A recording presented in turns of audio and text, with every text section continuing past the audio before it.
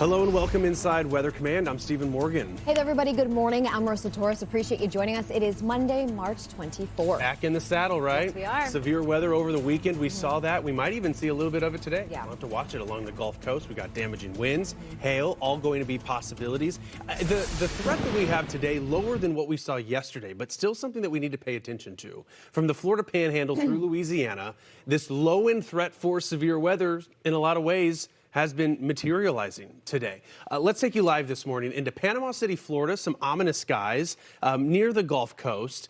State College, Gulf Coast State College there. Storms rolling through, and you can see even some blue, though. With the sun rising, we'll be waiting on storms to continue to push through. Might even see an uptick in the intensity. We'll have to pay attention to it. But we also want to give you a live look in New Orleans, where we have a severe thunderstorm watch this morning through this morning. So, looking at what we're going to be dealing with here, Marissa, I got a frog in my throat again this morning. Do you want me to go ahead and pick it up? What a shocker. It's like clockwork every time I start talking. It's this very unnatural hour that we like to get up before the sun, right? That's and what it everything is. just kind of accumulates. And springtime, you know, Things are starting to grow, pollen is starting to pop. Let's go ahead and talk about the outlook for today. It is limited, it is isolated. It's really just along that I-10 corridor stretching out of Lafayette, Louisiana, through New Orleans, all the way through I-10, and it does include a good chunk of the Florida Panhandle.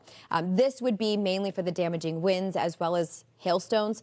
You know, some of the wind gusts looking like they've generally been around 60, but some warnings for maybe 70-mile-per-hour wind gusts, so something to look out for. Yesterday, what we saw with these storms moving on through, they had a considerable threat. In fact, in a lot of ways, and I know we'll talk about the severe weather here in just a couple of minutes, what an active day it was. And so having that and now approaching today, there's one notable complex, Craig and Britta this morning, they've been following it, that has been through Louisiana producing some severe weather. So as this boundary is sagging to the south, this cluster of storms has been pushing west to east. In fact, they've been moving pretty fast. We've had a forward motion anywhere between 50 to 70 miles an hour. That's the forward push. You also, in addition, because they're moving so fast, you'll naturally have a wind.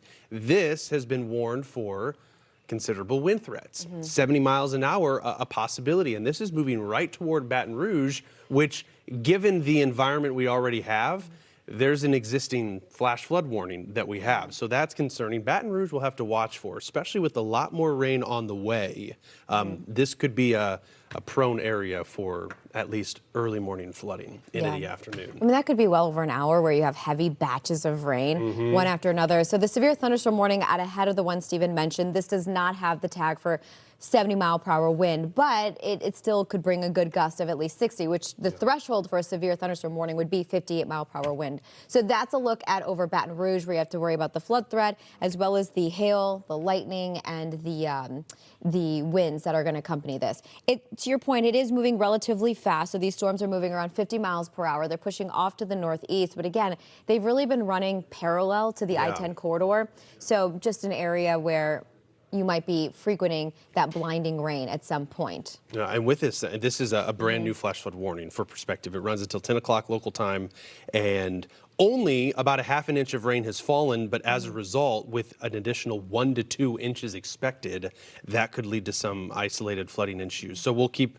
tabs on Baton Rouge, Port Island, Oak Hills Place, several other areas. The severe thunderstorm watch, so it's predictable, which is nice because the storms have already formed. It's just a matter of getting these storms to work through the remaining parishes in southern Louisiana. So from Baton Rouge down to Houma, Grand Isle, even New Orleans, these winds are going to be the biggest threat. Not too worried about the hail associated with these storms.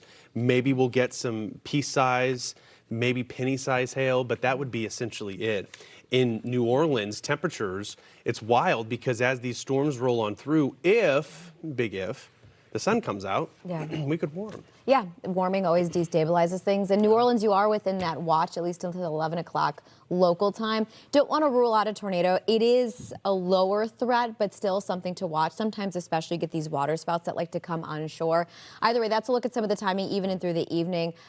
Again, it's not a full washout as you head in through the afternoon. Maybe we do see some of the clearing, but watching for some lingering chances.